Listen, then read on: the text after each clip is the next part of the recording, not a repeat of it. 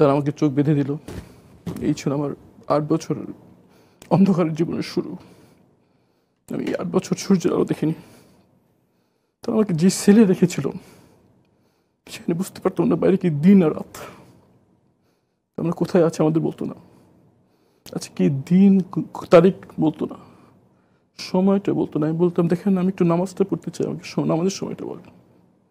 বলতে বলা যাবে না, আদেশ।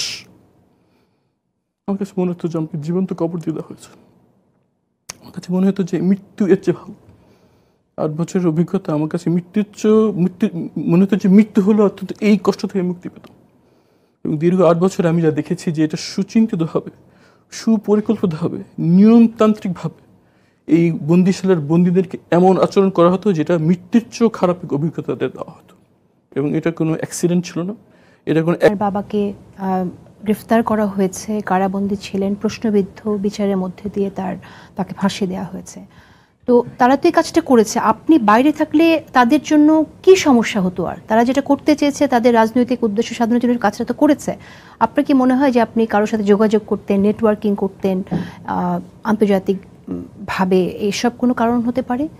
এখন আমি যেটা করার চেষ্টা করেছিলাম যে এই আইনি প্রক্রিয়াটা যে কী পরিমাণ ত্রুটিপূর্ণ এবং এই যে প্রক্রিয়াটা এই বিচারটা পরিচালনা হচ্ছে তা পূর্ব নির্ধারিত এবং আইনের বিধান, সাক্ষ্য আইনের যে বিধান কোনোটাই মানা হচ্ছিল না।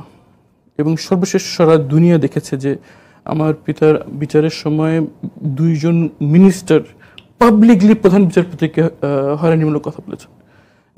একজন অবসরপ্রাপ্ত বিচারপতি আমাদের মামলা পরিচালনা করে রাজি হয়েছিলেন। তাকে এমন পরিস্থিতি সৃষ্টি করা হয়েছিল যে তিনি মামলা থেকে নিজে গুটিয়ে নিতে বাধ্য হয়েছেন।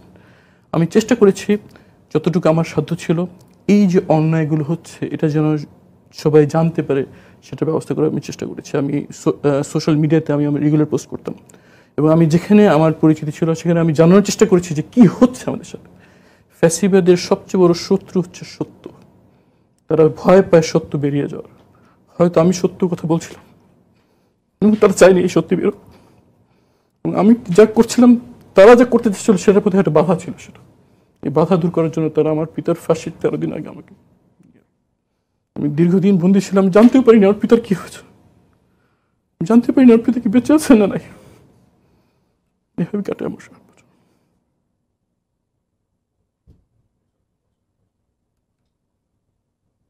আমরা শুনেছি যে 5 তারিখের পরেই আয়নাঘরের অনেক আলামত, অনেক চিহ্ন মুছে ফেলা হয়েছে। আপনার কি তাই মনে হয়েছে কিনা? প্রথমত আমি এক্স্যাক্ট আমার লোকেশন আমি নিজে বলতে পারিনি।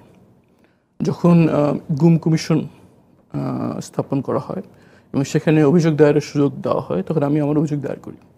তখন গুম কমিশন থেকে আমার সাথে যোগাযোগ করা হয় এবং তারা আমার যতটুকু মনে পড়ে স্মৃতিশক্তি যা আছে, আমাকে যা ভিতরে কী কী শুনেছি, কী কী আমার মনে হয়েছে তারা আমার কাছে নিয়ে তখন তারা আমাকে তাদের ফাইন্ডিংয়ের একটা কনক্লুশন আমাকে দিয়েছেন যে আমি মুসলিম এই লোকেশনে ছিলাম। তারপর তারা আমাকে যেটা করেছেন যে আমাকে সেখানে লোকেশনে বেশ কিছু ছবি আমার কাছে পাঠিয়েছেন।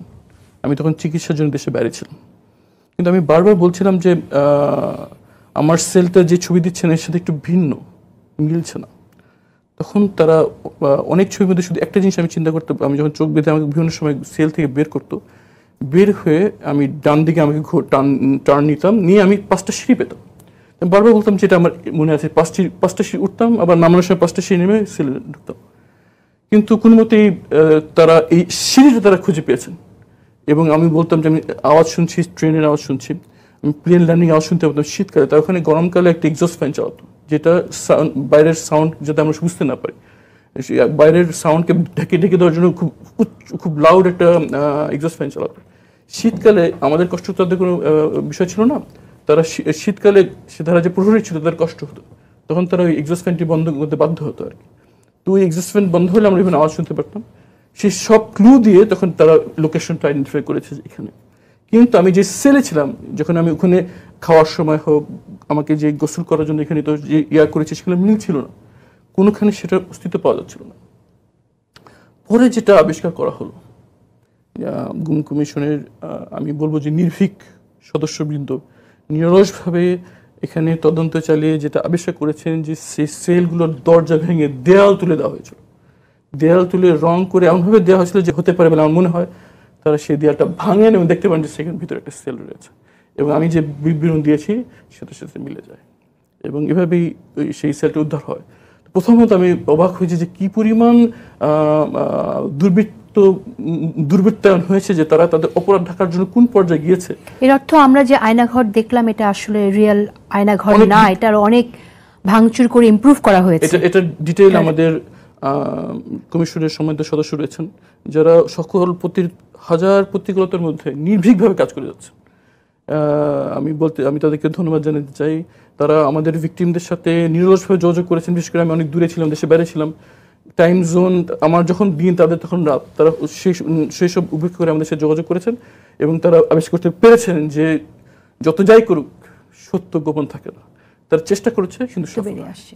অশেষ ধন্যবাদ আপনাকে। হুম্মাম কাদের চৌধুরী, আপনার অভিজ্ঞতা যদি বলেন যে আপনাকে কেন নিয়ে গেল, আপনার অপরাধ কি ছিল? আসসালামু আলাইকুম। আমার অপরাধ তো এখনো পর্যন্ত আমি জানি না কি ছিল, যেটা আরমান আর আমি দুজন ধারণা করছি যে আমাদের অপরাধ ছিল যে আমরা রাজনীতিবিদদের সন্তান। বাবা রাজনীতি করতো, পরবর্তীতে হ্যাঁ আমিও রাজনীতির সাথে জড়িয়ে গেলাম। তো ওটা যে এত বড় একটা অপরাধ হবে যেটার কারণে 7 মাস আয়নাঘরে গুম থাকতে হবে, ওটা কোনো সময় চিন্তা করিনি। আমারও কিন্তু আরমান যেভাবে করে বলল যে ও প্রতিবাদ করেছিল তাকে যখন নিতে আসে, আমি কিন্তু প্রতিবাদ করিনি। আজমি সাহেব, আরমান এবং আমরা ছিলাম দ্য ইনফেমাস 3। আমাদের তিনজনকেই নিয়ে আমি মনে করেছিলাম যে যাচ্ছি কোর্টে, এখন এখান থেকে আর কোথায় বা নিবে। আমি গাড়ি থেকে নেমে পড়লাম যখন গাড়ি ঘেরাও করে ফেললো। ওখান থেকে নিয়ে গেল ডিবি অফিসে, সারাদিন ডিবি অফিসে ছিলাম। টিভির দিকে তাকিয়েছিলাম, কারণ আশা করছিলাম যে কোনো না কোনো খবর আসবে যে আমাকে অ্যারেস্ট করা হয়েছে। সেখানে ডিবি অফিসার একজন হাই পোস্টের মিডিয়া উইংয়ের ইনচার্জ ছিল, ওনাকে প্রশ্ন করা হলো যে আমাকে কি আটক করা হয়েছে কিনা। উনি ওখানে অস্বীকার করলেন, বললেন যে না, ওনাকে তো আমরা আটক করিনি। আমার সামনে যে অফিসার বসা ছিল, আমি তাকে জিজ্ঞেস করলাম যে আমি আপনার অফিসে বসা, আপনার সিনিয়র কিভাবে করে এটা অস্বীকার করে? না স্যার, ওনার কাছে হয়তো এখনো খবর পৌঁছানো হয়নি, পৌঁছে যাবে, আপনি চিন্তা করেন না। সেই রাতে আরমানের মতো আমাকেও। তখন কি আপনি আশঙ্কা করেছিলেন কিছু ঘটতে যাচ্ছে এরকম? না, সত্যি করে বলি আমি তখনও আশঙ্কা করি না। আমি জানতাম যে এখানে হয়তো মামলা দিবে, কোনো না কোনো ধরনের মামলা দিবে, আমাকে দিন এক হয়তো থাকতে হবে ডিবি কার্যালয়। যখন আমাকে গাড়িতে উঠানো হলো রাত 11:30 12টার দিকে, তখন ভয় পেয়েছি। তখন গাড়িতে উঠানোর সাথে সাথে ওই হ্যান্ডকাফ পরানো, ব্লাইন্ড ফোল্ড করা, তখন বুঝলাম যে এখন অবস্থা ভালো না। আমি ধারণা ছিল যে হয়তো আমাকে এখন ক্রস ফায়ারে মেরে ফেলবে। কোনো সময় চিন্তা করিনি যে এরকম মাসের পর মাস আমার এক জায়গায় গিয়ে বন্দি থাকতে হবে, ওটা কোনো সময় চিন্তা করি নাই। এক পর্যায়ে কিছু মাস যখন আয়নাঘরে হয়ে গেল, তখন মাঝে মাঝে চিন্তা করতাম যে হয়তো ক্রস ফায়ারে মেরে ফেললেই হয়তো ভালো ছিল, কারণ এই কষ্টটা পেতাম না। 1-2 মিনিটের হয়তো কষ্ট হতো, তারপর তো আল্লাহর কাছে চলে গেছি। কোনো চেষ্টা করেছিলেন তখন পরিবারের সদস্যদের সাথে যোগাযোগ করার? অনেক চেষ্টা করেছি, অনেক ভিক্ষা চেয়েছি। যারা যারা আমাদেরকে খানা দিত তাদেরকে বলতাম যে তুমি যদি একটু খালি জাস্ট জানিয়ে দিতা যে আমি এখনো জীবিত আছি, এতটুকুই আমার জন্য এনাফ, এর থেকে বেশি কিছু করতে হবে না। অনেক ধরনের এভাবে বার্গেনিং অনেক করেছি অনেক মানুষের সাথে। অনেকজন আমাদের সাথে হাসি ঠাট্টাও করেছে যে হ্যাঁ হ্যাঁ জানাবো, সব ধরনের খবরই পৌঁছাচ্ছি আমরা। পরবর্তীতে বুঝলাম যে এটা খালি আমাদেরকে কষ্ট দেওয়ার জন্যই আছে এখানে। এক পর্যায়ে এই জিনিসটা কারোর সাথে আমি শেয়ার করিনি, এক পর্যায়ে একজন আমাকে এসে বললো যে যদি 2 কোটি টাকা আপনার পরিবার আমাদেরকে দেয় তাহলে হয়তো আপনার সাথে যোগাযোগ করানোর ব্যবস্থা করে দিতে পারি।